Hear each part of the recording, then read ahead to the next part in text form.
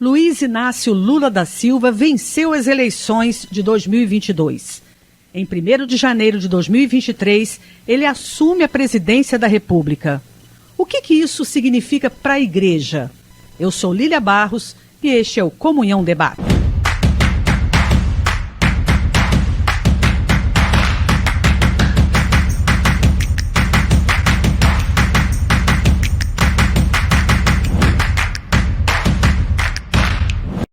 Nossos convidados para o debate de hoje é a psicóloga e gestora pública Marisa Lobo e o pastor José Ernesto, da Igreja Presbiteriana Água Viva, em Minas Gerais.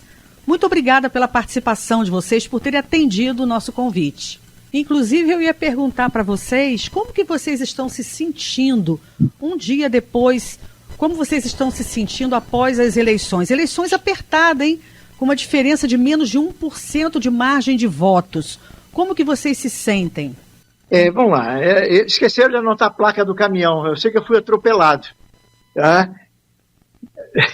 Como boa parte talvez dos evangélicos desse país, a sensação não é boa, tá? Tínhamos esperança de que o nosso país pudesse escolher um presidente que pudesse apresentar para o nosso país aí uma solução bem prática para cada um de nós, tá? No entanto, não foi isso que aconteceu no nosso país. No entanto, eu estou com gosto, vamos dizer assim, um pouco amargo na boca. Essa é a minha sensação. E você, doutora Marisa?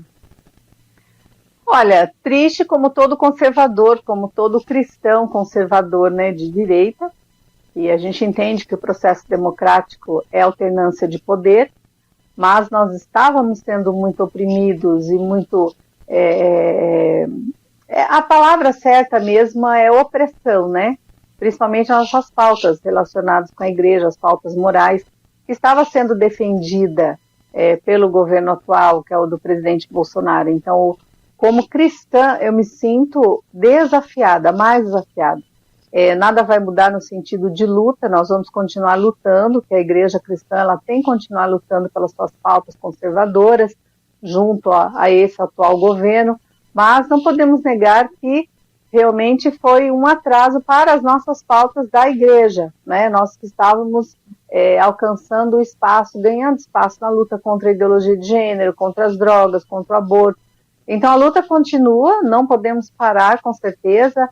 Foram anos de esquerda e nós estávamos lá lutando e agora vamos voltar a lutar ainda mais por essas pautas da igreja, né? Então é uma tristeza, quando você perde uma eleição, é triste para todo mundo, garanto que o PT quando perdeu também sentiu a mesma coisa, né?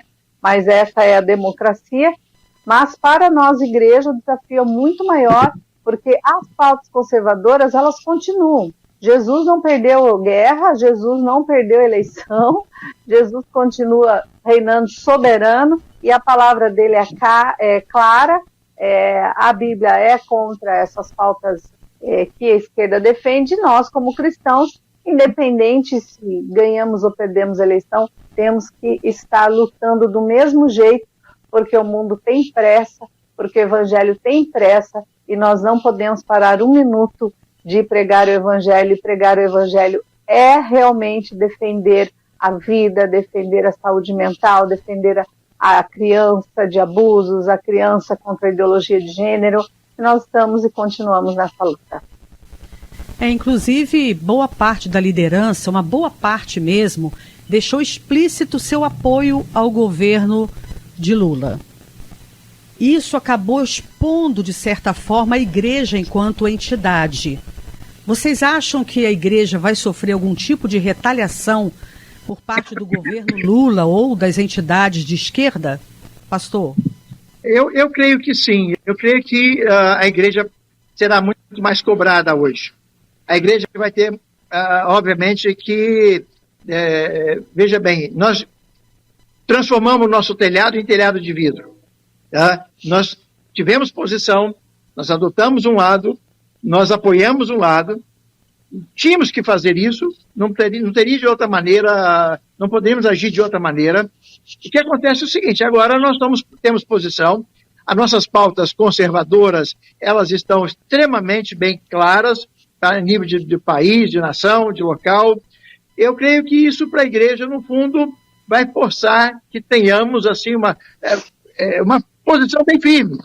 Né? Nós não podemos abrir mão daqui para frente dessas nossas posições. Não podemos, com medo, recuar. Né? Pelo contrário, creio que nós devemos continuar a nossa posição, a nossa firmeza, a nossa autoridade, temos que continuar pregando do mesmo jeito, da mesma forma. Né? O fato de termos uma eleição da qual nós acreditávamos que seríamos vencedores e não fomos, apenas eu creio que vai dar mais garra, mais vontade, mais coragem para que a igreja de hoje haja como deve sempre agir. Nós somos a trombeta de Deus, nós somos a voz de Deus, nós estamos aqui para proclamar, para anunciar, e temos que anunciar realmente as verdades. Não vai diminuir em nada o nosso ímpeto, não vai diminuir em nada a nossa disposição em pregar e anunciar. O que nós temos que fazer é recuperar as energias, sair um pouquinho dessa tristeza e seguirmos adiante, porque o trabalho daqui para frente vai ser grande. Né? Okay. Nós não estamos começando do zero. A vantagem é essa, mas nós vamos ter que continuar e pregar e anunciar, como sempre fizemos. Essa é a nossa mensagem para a igreja. Marisa, você acha que a gente pode sofrer algum tipo de retaliação? E você acha também que a liderança evangélica que apoiou o governo, né, a eleição de Lula, contribuiu para esse resultado? Olha, eu acho que a igreja não contribuiu para esse resultado do Lula. Porque os líderes que apoiaram Lula, eles são líderes menores, então não fez muita diferença, não. O que fez a diferença foi 58 milhões de pessoas acreditaram no conservadorismo e votaram no presidente Bolsonaro, e isso é muita coisa.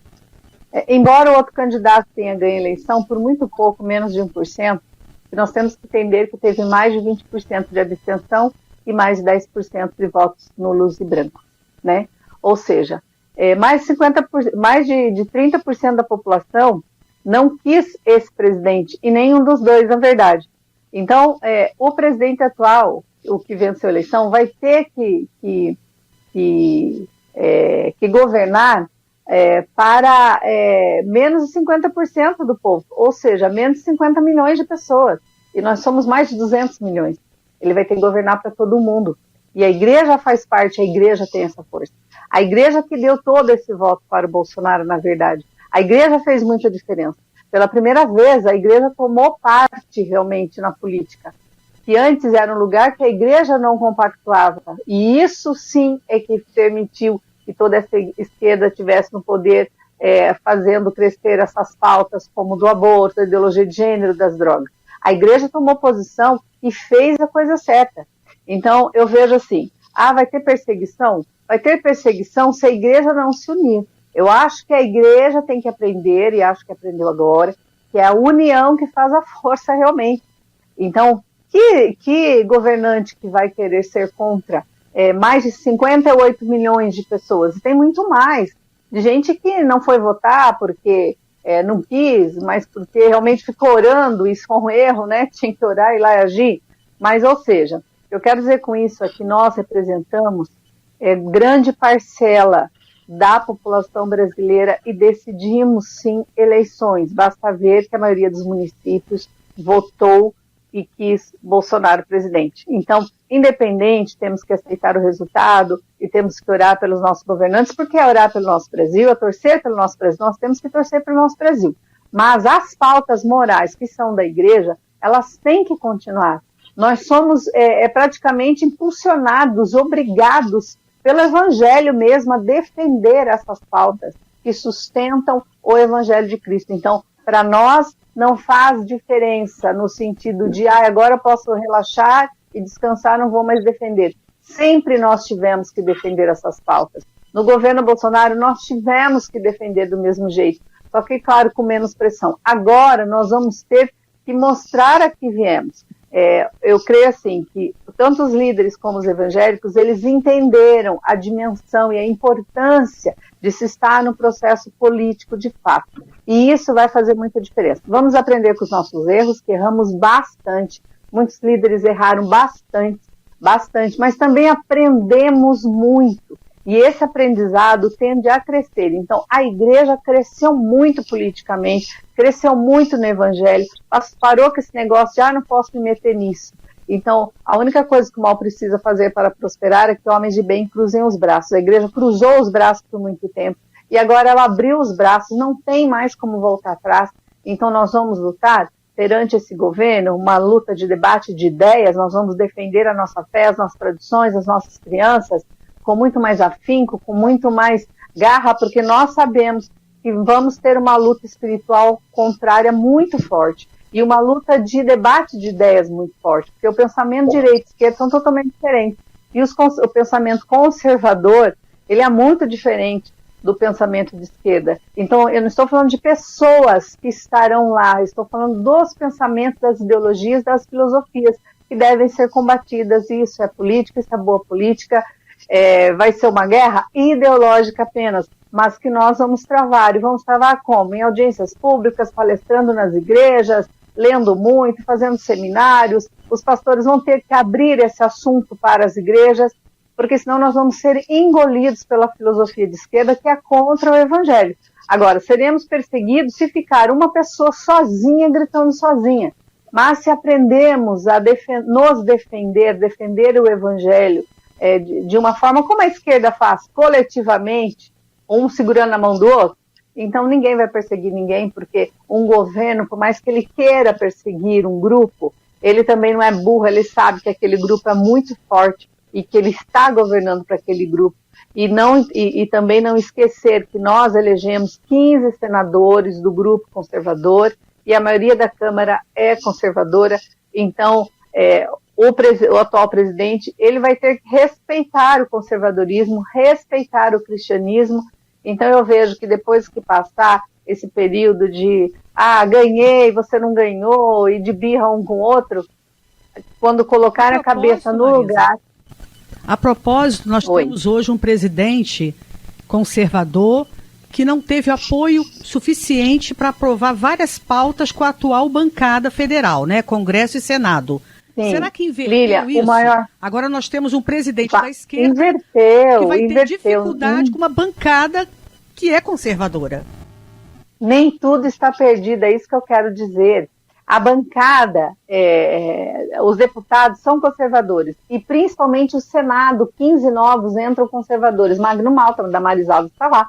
Então são conservadores, e outros tantos, Girão é conservador, que é de outra religião também, tantos outros conservadores. O que vai acontecer é que não vai ser fácil para esse presidente que ganhou a eleição, simplesmente virar as costas ao conservadorismo, virar as costas à maioria da população que não votou nele, levando em conta, né, os nulos e os brancos, sim, e as abstenções. Então, ele vai ter que governar para toda uma população, para o Brasil inteiro. E nós, o que eu estou querendo dizer é que nós aprendemos a lutar nesses últimos anos. Nós aprendemos a militar nesses últimos anos. E nós vamos fazer o nosso papel. Uma coisa grave que está acontecendo, Lilian, que é bom dizer, o pastor também saber disso. Você sabe que eu sou referência na luta contra a ideologia de gênero, né? Foi cassado o meu registro em 2014, lutei na justiça, enfim. 2014 foi um marco na história da luta contra a ideologia de gênero, porque foi a votação do Plano Nacional de Educação, certo? Esse Plano Nacional de Educação vai ser votado agora de novo em 2024. Não tem deputado se preocupando com isso.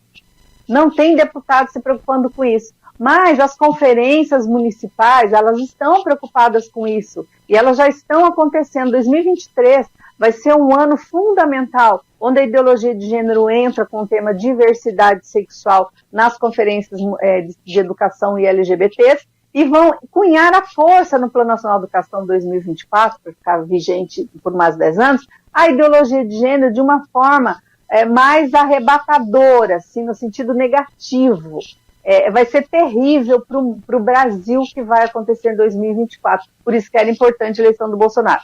Dito isso, Bolsonaro não está, mas estão os deputados. Nós é que temos que cobrar deles agora. E nós temos que cobrar dos senadores e dos pastores. Igualmente, temos que ensinar a nossa população a lutar contra isso muito mais do que foi a nossa luta, da qual eu sempre participei, né, de 2014. Inclusive, falando aí dos nossos valores, né, dos valores cristãos, pastor José Ernesto, metade da população votou em Bolsonaro porque acredita nesses valores cristãos, foi um dos motivos, né?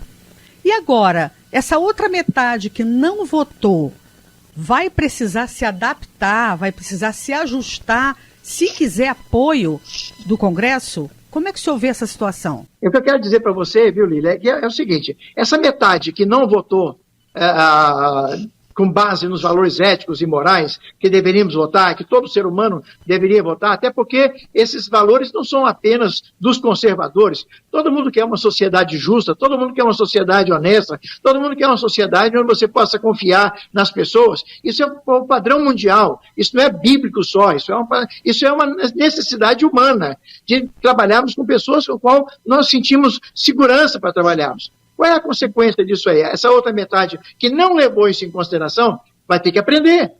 Mas aprender com quem? Conosco. Aprender com aquela outra metade que levou a sério isso aí. Eu creio que toda eleição, o Brasil é um país novo, ele está aprendendo, vai evoluir. Do mesmo jeito que nós encontramos isso na Europa, nos Estados Unidos, nos países mais desenvolvidos, o Brasil vai chegar lá. Vai ter que evoluir, exatamente, não só evoluir numa questão financeira, da qual muitas vezes é a nossa maior preocupação, mas evoluir na questão ética, na questão moral. E precisamos, então, entender que precisamos resolver isso aí. Até bem pouco tempo, nós tínhamos uma propaganda nos canais de televisão aí, feita por um ex-jogador de futebol, que nós temos que aprender a levar vantagem em tudo.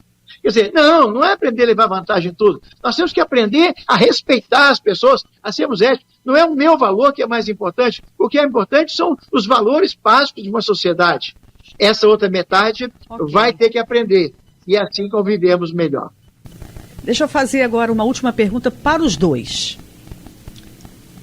Lula foi preso, foi condenado e também durante a sua campanha repetiu diversas vezes quais são as suas pautas de esquerda que não agradem nada a de direita.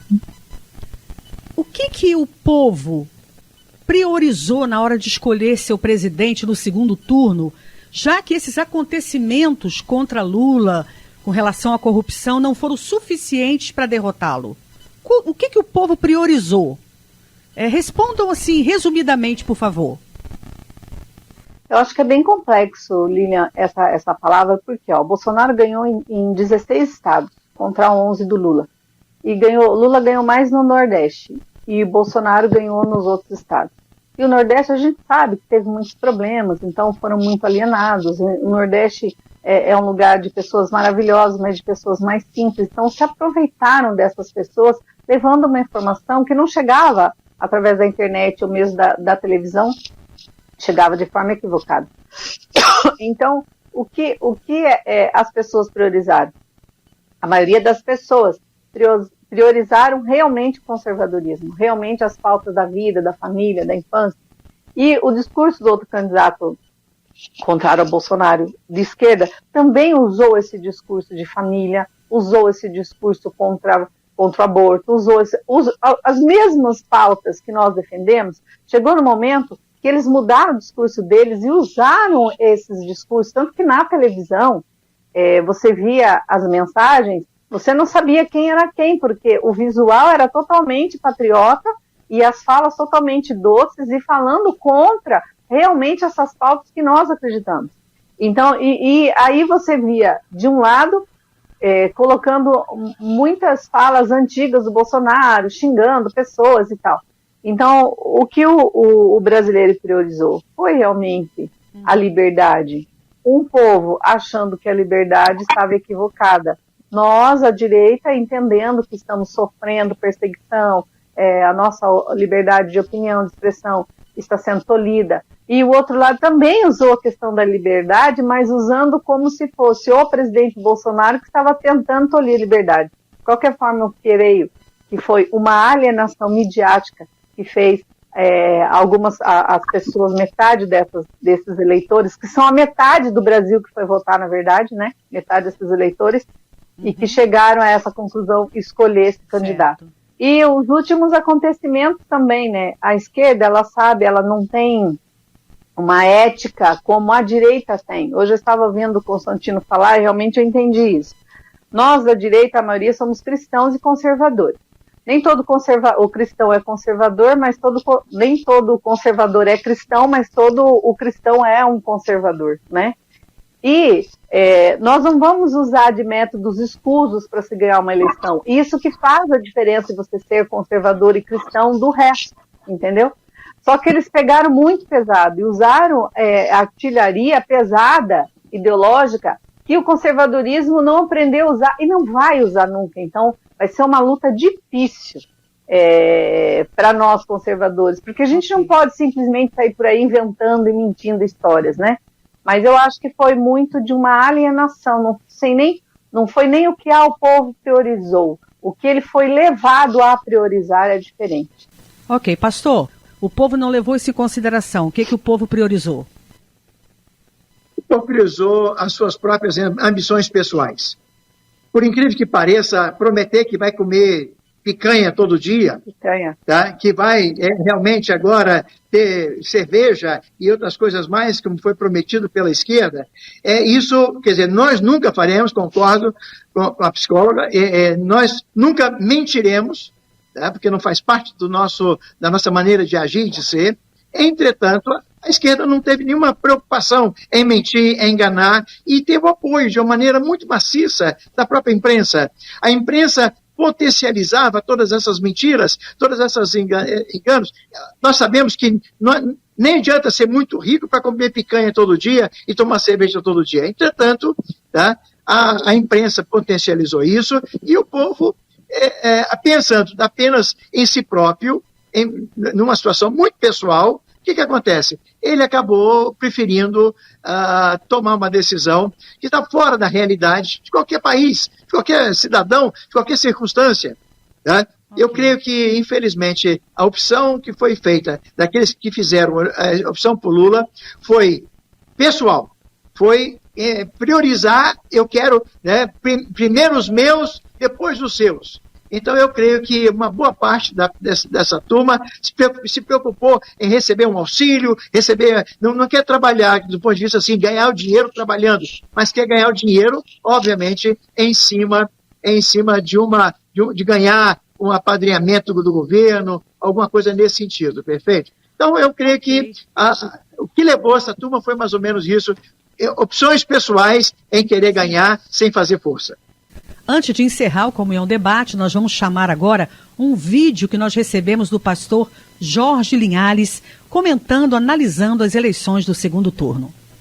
Para mim, particularmente, uma decepção, porque eu acredito que o nosso presidente teria como fazer um segundo mandato, cumprir um segundo mandato com muito mais experiência. Então eu diria que, para mim, o que eu achei decepcionante para mim, estou com uma grande tristeza na alma, saber que uma pessoa poderia ajudar, teria tudo de bom para ajudar, mas está sendo impedido pelo voto da maioria. Eu acredito que as igrejas serão mais fiscalizadas e cerceadas no seu livre agir, porque nunca, em toda a história do Brasil, mais de 500 anos, nunca os pastores e as igrejas foram tão bem tratados. Então, eu acredito que vai haver alguma retaliação camuflada, mas isso vai nos unir mais e mais e vai fazer com que nós oremos mais e mais. Então, eu acredito que vai acontecer alguma retaliação, sim, contra a igreja.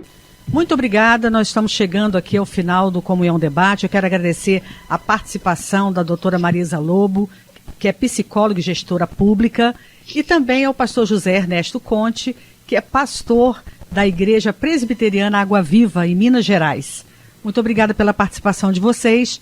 Eu sou Lília Barros e este é o Comunhão Debate. Esse conteúdo você acompanha nos portais, nas plataformas de comunhão.